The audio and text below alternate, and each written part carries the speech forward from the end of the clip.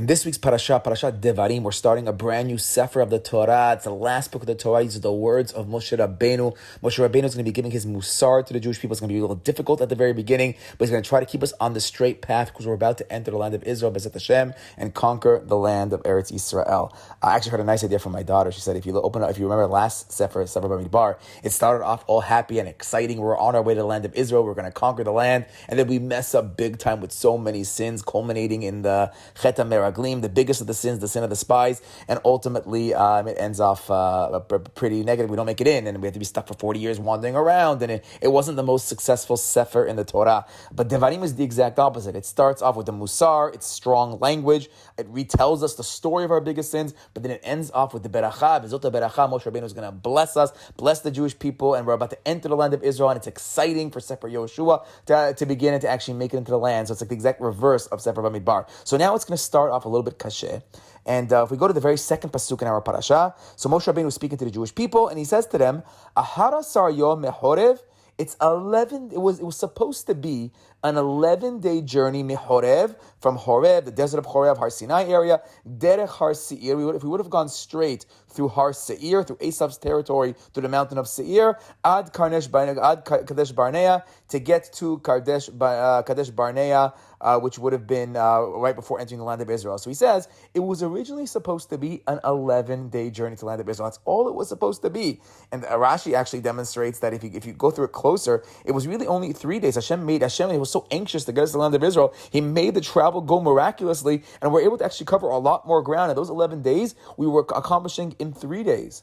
But then, along the way, we couldn't stop sinning, and we were complaining, and ultimately we had the Chet HaMeraglim, the sin of the spies, which we're going to commemorate on Tisha B'Av, and it led to the 40 years of wandering in the desert. So part of his musar was, we were so close. We were 11 days away. We were so close. But then you guys messed it up big time, and we had to spend 40 years wandering in the desert. Okay, so here's the deep idea that I saw. We can get a little mystical in this recording.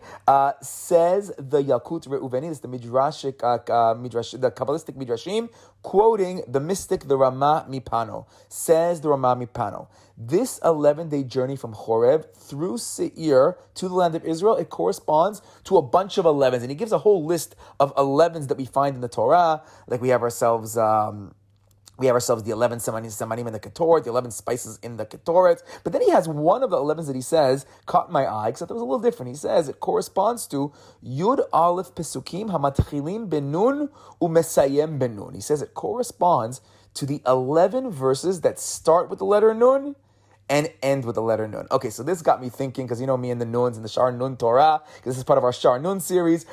So here are my thoughts. So right now, Moshe Rabbeinu was telling us we had an 11-day journey that was supposed to get us there, but then we messed up. And now there's 11 Nun Pesukim that start and end with the letter Nun that correspond to these 11 days. So I was thinking, oh my God, it's yelling and screaming the Shaar Nun. Because if you go back to our famous Dvar Torah, we said in the past, PM, I can send it to you, based on teachings of Rabbi Kam, but we find them in many Hasidic writers as well as in the Mekubalim. We had this 11-day journey at the start of Parshat Bamidbar. We were on our way to the land of Israel. Hashem even made miracles. We were going to do it in 3 days. But then, in the middle of Parshat Balotecha, we have these two backwards nuns, and the backwards nuns correspond to the pasuk of Vayhi bin So'aron Vayomer Moshe, and these two pasukim symbolize what was supposed to happen. It was supposed to be, as the ark was traveling, as we're traveling the desert, those 11 days, Vayomer Moshe, Kuma Hashem, Vayifutz Oevecha, Moshe was going to say, Hashem, arise and scatter the enemies, get rid of the enemies, Hashem, just get rid of everybody, fight these wars for us. And we said over there that there was two pasukim, the next pasuk of Hashem, those two pasukim of 85 letters correspond to a book of the Torah that never happened.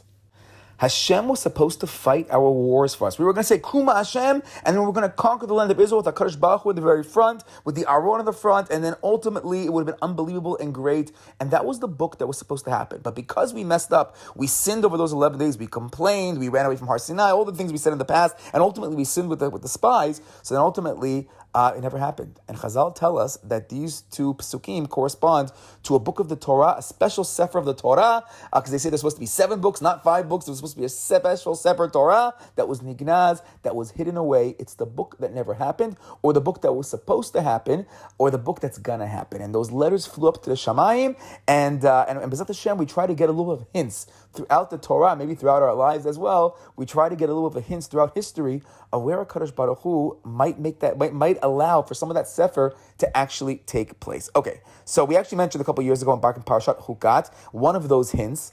If we go back to Parashat Chukat, so as we were traveling in the desert, so Torah says we started fighting these wars and winning, and the pasuk over there says, Al ken yamer b'sefer milchamot Hashem. The book over there says, the Torah says, and it talks in this book of the wars of God, the Sefer Milchamot Hashem, and the Rishonim don't know what to do with that pasuk. What do you mean? There's a book of the wars of Hashem? We don't have these books. Some of the Rishonim say, yeah, it's a book that got lost. Rashi says no, it only means the sipur, it's the stories that we told over, and the words are very strange because what's written in these books? So the Torah tells us.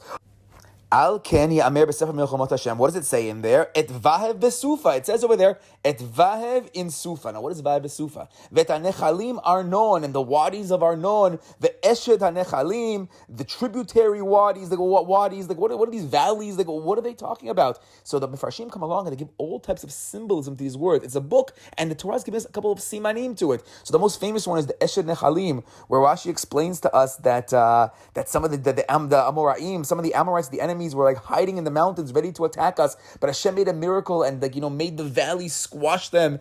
And the Eshed Nechalim, which means the discharges in the valleys, is like their blood that was flowing down because Hashem had closed the mountains on them. It's a miraculous war. So we said back then, what is the Sefer Milchamot Hashem? It's the Shaar Nun. It's those wars that are so miraculous that Hashem is closing up mountains against the enemies. We don't even know what's happening because it's Kuma Hashem, because Hashem is fighting those wars and it's not us. So maybe every so often the Torah is giving us some hints to the wars that were supposed to happen, the wars that did happen. Maybe throughout Jewish history, we're having these special miraculous wars, even in modern day times where Hashem is really saving us. And all of that is part of the Sefer Milchamot Hashem. All of that is part of the Shaar Nun, that hidden book of the Torah, that the letters flew away, that the letters flew up, that we're only zochet to 85 letters openly, but little hints throughout the Torah. So I was wondering, maybe that's what's going on over here. Maybe these 11 pesukim, the nun in the beginning, the nun at the end that this Ramah Mipana was speaking about, maybe they're going to correspond a little bit to this hidden book. And actually, sorry, if you have the beginning of the pasuk, you have the beginning nun, and you have the nun sofit, the end nun at the very end of the pasuk, known as the nun kafuf versus the nun pashut. You have the beginning nuns and the ending nuns. So Isaac Haver actually says he thinks that's what the Shaar Nun actually was the two types of nuns, and he over there corresponds it to a shofar that's bent versus a shofar that's straight, because the nuns have different shapes to them. Okay, use your imagination for how the letter nun looks, but it's probably related back to what we're saying over here, that these 11 pesukim that start with a nun and end with a nun, they're taking us all the way back to the hidden Shaar Nun. But then I found something much stronger back in last week's parasha. We read a double parasha last week, it was Matot Maseh. So if we go back to the end of Matot, so I was reading a Baal HaTurim last week, and he hints to this stuff. And the Baal HaTurim there says, we have ourselves Bnei Gad and Bnei Reuven. They came to Moshe Rabbeinu and they said, Moshe Rabbeinu, we don't want to inherit in the regular land of Israel. We have a lot of Miknei Rav, we have a lot of cattle over here, we have a lot of Parnasah here. It'll be better for us to stay and take the land on the east side of the Jordan. And Moshe Rabbeinu gets so upset at them. How could you say this? How could you abandon your brothers? But eventually they come to a compromise, and Moshe Rabbeinu says to them, okay, listen, if you go and fight those wars, you go into those milchamot for your brothers, and you help them conquer the land of Israel, go into Israel proper, then I'll let you come back and settle the east of the Jordan with your families. You can go and return to your families after you fight the wars. And Bnei Gad and Bnei Reuven, they accept this. Vayanu Bnei Gad Bnei Reuven lemor, and they accepted, and they told him, they responded to Moshe, they replied, Et asher diber Adonai el avadecha ken naaseh. Whatever Hashem has spoken concerning your avadecha, concerning us, we will do whatever God said. We will do naaseh, exactly what God says. And then they say, we're going to go out there, halutzim, which means we're going to be strong, ready to fight these strong warriors, Eretz Canaan, into the land of Israel. And then we'll be able to keep our nachala, our land over here, Me'ever HaYarden, on the other side of the Jordan. Okay, comes along the Baal HaTurim on that pasuk. Nachnu na'avor, we're going to travel, says the Baal HaTurim. HaPasuk matchil umesayem benun. Now, before we got to this Vamami panel on our parasha, I would have no idea what the Baal HaTurim was speaking about in the last parasha. But here the Baal HaTurim is hinting to ours. This is one of the 11 pesukim. Nachnu na'avor, which ends with the word Yarden with the nun sufit at the end. Hapasuk matchil mesayem banun. This is one of the 11 pesukim. This idea that we're going to go fight the wars of the land of Eretz Yisrael starts with a nun, ends with a nun, and he actually adds, just to make have a little fun with this. He actually adds that he says, Klomar na'avor hayarden shu achav nun ama, which means they're going to cross over the Jordan River, which was 50 amot. It was nun amot wide. And we actually mentioned in the past, that's on a different Mefresh explains that Yarden is from the language of Yered Nun. Yarden, Yesh Yud Resh Dal Nun, Yered Nun. We're going to go through the Nun, because it's going to be Nun Amma long, and it's going to be this way of getting through the Shaar Nun somehow to conquer the land of Israel. That's part of what you have to go through. But here where it starts the Nun, and it ends with a nun. This is one of the 11 pesukim. And he also writes, V'yeshbo yud bet tevot, there's 12 words in it, which corresponds to the 12 tribes, because that means that all of the 12 tribes are going to cross over. Shakol yud bet shavatim ya'avoru, they're all going to cross over. Now, I was thinking, other Mefarshim explained that in the Shaar Nun, the very first pasuk of Vayhi ben Soharon is 12 words as well. So this is one of the pesukim in the Vayhi ben Soharon's book. It's very nice that it also has 12. Again, as another rem, as another hint, that this might be what is inside the actual book of the Sefer Milchamot Hashem. This is one of the wars that was fought. Bnei Gad, Bnei Reuven. Actually, I heard a Sefer Milchamot Hashem. I think I heard once, if I'm not mistaken, that maybe the whole book of Yoshua and the conquering of the lands of Israel might be included in the Sefer Milchamot Hashem, because that was the initial wars of Eretz Yisrael. Now, if you open up Rabbeinu Behayeh on that parashut of Nachnu Na'avor Chalutzim, he actually has a nice idea. He says over there, why does it say Nachnu Na'avor? Okay, it started with a nun, Nachnu. We are going to cross. But it should say, Hayalo Lomar Anachnu. It should say the word Anachnu with the letter Aleph. But he says, Aval, mipnei shayu bnei Gad ba'alei koach v'gvura, since bnei Gad are known as being the people that know how to fight those wars, they're the strong warriors, and they already call themselves chalutzim b'nei Hashem. They already praise themselves personally. Lachen himitu atzman b'lashon nachnu. Therefore, they wanted to be humble, and they wanted to lower themselves a little bit, because they're being too haughty. Oh, look how strong we are. So they said the word nachnu, derech anava u'shvelat, and it's a language of anava, of humility, kilashon v'nachnu ma, similar to what Moshe Rabbeinu, when he said v'nachnu ma, what are we? Moshe Rabbeinu speaking about himself, lowering himself in his anava. He used the language of nachnu without the aleph. So here also they're getting rid of the word aleph to say nachnu, to use Moshe Rabbeinu's words, because when you get rid of the aleph, it kind of symbolizes anava. Says the Rabbeinu Behayeh, that's efshar lomar b'derech hapshat. That would be the pshat explanation. But then he says omnam kibalnu. But then he says no, we have another idea. It dafka has to start with a nun. Why? וכן בכאן, הוא צריך להתחיל בנון, כי 11 פסוקים הם במקרא, שמתחילים בנון ומסיימים בנון. וזה אחד מהם. He says, no, it has to have no aleph. Why? Because this has to be one of those pesukim of the 11 pesukim that start and end with the letter nun. ואם כן, לא יכול לומר אנחנו, וצריך לכתוב אנחנו. Therefore, you couldn't have the word אנחנו with an aleph, because it's one of these Yud aleph pesukim, and that was part of Hashem's bigger plan. So I was thinking, okay, so what does it have to do? No aleph, it has to be one of these pesukim. Maybe there's something a little bit deeper going on over here. So here's what I was thinking. We said a couple weeks ago in Parashat Pinchas, PME for the Dvar Torah, we spoke about the Karnei Hod of Moshe Rabbeinu. We spoke about his rays of splendor, his rays of glory, this glow that Moshe Rabbeinu had, and we said, where did he get it from? He got it from his anava. It was the extra letters of the Torah that he didn't want to write in his humility, either the yud from the word anav itself, or from the smaller aleph in Vayikra, because we mentioned that Moshe Rabbeinu originally didn't even write the word Vayikra. He wanted to write Vayikar, which is a more humble word. Hashem says, no, you have to write the aleph, because I'm calling out to you for this close relationship, and you have to write it, but they compromised. Hashem said you can write it small, and because he wrote it smaller, that extra ink would go onto Moshe Rabbeinu's face and give him this extra glow. So from his humility of not wanting to write the aleph in the first place, that led to these rays of splendor, these rays of glory. So the aleph symbolizes anava. Now, we also said in this Vayikra that the small aleph also hints to the Shaar Nun itself, because it's small to tell us there was one part of the 50th gates of wisdom. We know that Moshe Rabbeinu was on the 50th level, then he had to go down a level, Lech Red, you have to go down a little bit, down a level, when they were sitting with the Eglah Zahav, and he went down to the level of 49, until at the end of his life he goes up to Har Nevo, Nun Bo. At the end of his life he's going to get back to that level of 50. So Moshe Rabbeinu had to actually go down a level, and that small aleph teaches us, according to the Hasidim, that Moshe Rabbeinu aleph is also the language of Elif. He had 1/1000th of the Shaar Nun Moshe Rabbeinu was actually able to get, and that also corresponds to this extra glow of the letter Aleph. Now, the Mefarshim explained that this extra glow that Moshe Rabbeinu had was special for Moshe Rabbeinu, and part of the reason why he got it was because Bnei Yisrael, in a certain aspect, lost it. Because they explain that on Har Sinai, when we reached that level of Matan Torah, we went back to the way it was pre-sin of Etz Hadat, reached such levels of purity and Kedusha. Part of how we reached that is we said two words that also hint to the double nuns. We said in the positive, Na'aseh v'nishma. We're going to do and we're going to listen. And then it says two crowns came down and came on the Jewish people, one for Na'aseh, one for Nishma. This is the koach of the double nuns. But ultimately, we're going to lose those crowns when we sin with the Egel HaZahav. And many parts of Chazal say that Moshe Rabbeinu was able to receive those crowns himself because he's going to replace a lot of what we lost himself personally. That's also going to lead to that oral Torah. That's part of that ink that he has as well. But that's going to create the glow. It's going to be the crowns of the Jewish people that's going to be given over to Moshe Rabbeinu after we sinned, which I thought was beautiful because if Na'aseh v'nishma, the Na'aseh is going to correspond to the Shaar Nun. If that's at least one of the Shaar Nuns, let's go back to our pasuk.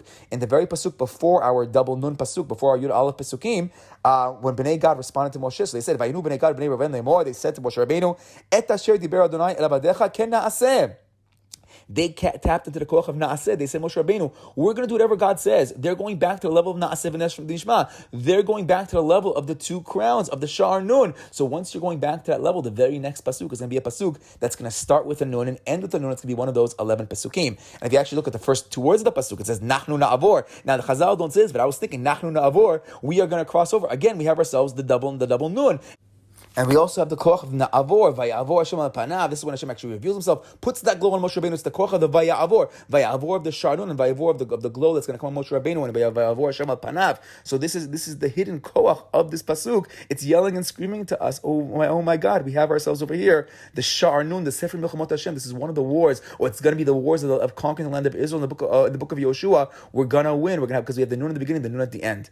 And then I was thinking, if we actually play with the double Nun at the beginning, if we go back just a couple more pasukim back in Parashat Matot. So there we have Moshe Rabbeinu saying it's time to go to war against the Midyanim after the terrible sin of the Midyanim with Pinchas. So Moshe says, okay, Pinchas, people go, you got to go fight this war. By the Devarim Moshe Lemor, and Hashem tells Moshe, tell the Jewish people, Nakom nikmat bnei Israel meta midyanim, achar tasof el elamecha. Go and avenge the Jewish people. Nakom nikmat, again a double nun. So also that war against Midyan in the desert starts off with a double nun. Again, maybe, could be, ulai efshar, that could also be another hint to a double nun. Okay.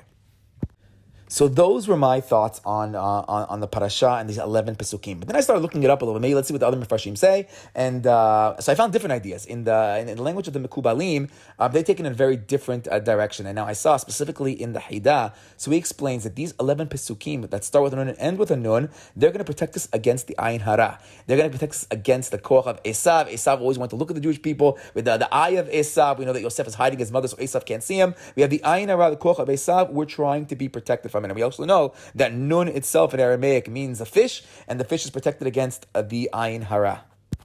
Now, interestingly, if you open up your average Sephardi Siddur, and if you open up also the Ashkenazi Israeli Siddurs, I couldn't find it in the American Art Scrolls, but in the Israeli Ashkenazi Siddurs, both Sfard and Ashkenaz, as well the Sephardi Siddurs, if you open up to the section after Havdalah, they have a special segula. They have a special way. If you want to protect yourself against Ayin Hara, I think it's really all based on this Chidah, because the Chidah says you should mention this. If you say these 11 Pesukim, it's supposed to protect you against the Ayin Hara. There's a custom to say it Motzei Shabbat after Havdalah time. Okay, so how does it connect to our stuff? Where's this mystical teaching coming from? So I saw they brought down, because we see that it's an 11-day journey to get to the land of Israel. Which way was the journey supposed to go? It was supposed to go through Har Seir. Har Seir is the territory of Esav. So these 11 Pesukim, the way it was originally supposed to be, the original koch of the Shaar Nun was to go through Esav's territory directly. That's why there's a power to fight against Esav, a power to fight against the Ayin Hara.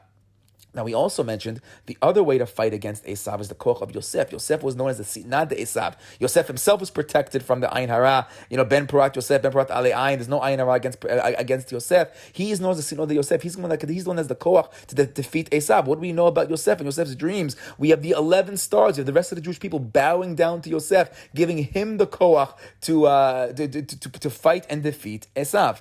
I also saw in Chacham Rabbi David Abu Chatzera. So he brings down that the 11 will defeat Esav's 11, because the Torah tells us that there were the 11 alufei Esav, the 11 chieftains of Esav. So Esav's number, we have the 12 tribes, but Esav has the 11 alufim. So these 11 pesukim, the nun in the beginning, nun at the end, that's the koach to defeat Esav. And then the one last idea that I saw, which I thought was really awesome, is that who do we know is the greatest evil that's going to come out of Esav? The greatest evil out of Esav is Amalek. It's going to be his great-great-grandson Haman. And we know that Haman and his 10 kids, meaning 11 people total, are going to be hung on that etz that Haman had built to hang Mordechai. Instead, 11 people, Haman and his 10 kids, are going to be hung on that tree. And that tree itself, Chazal tell us, was 50 amot high. As a quick addendum before we end this Dvar Torah, I was busy preparing my other Dvar Torah for this week, and I actually skipped to a pasuk in our parasha Devarim, Perek Gimel. It says over there, it's recounting the war against Og, and it starts over there and says, "Vanefen vana'al." We made our way upwards to Og. Now we know the war against Og is such a famous winning war. We talk about it in Tehillim, and we sing about it on Shabbat, and it was considered to be this massive, miraculous, great war that we fought against Og. It was one of the things that the non-Jews in Israel were scared of when we started coming to attack. So also there it says v'nef and v'na'al. So I'm not sure if my idea is true or not, but here's another proof that we're going to go fight these wars. We might also have a double nun at the very beginning. Shabbat shalom.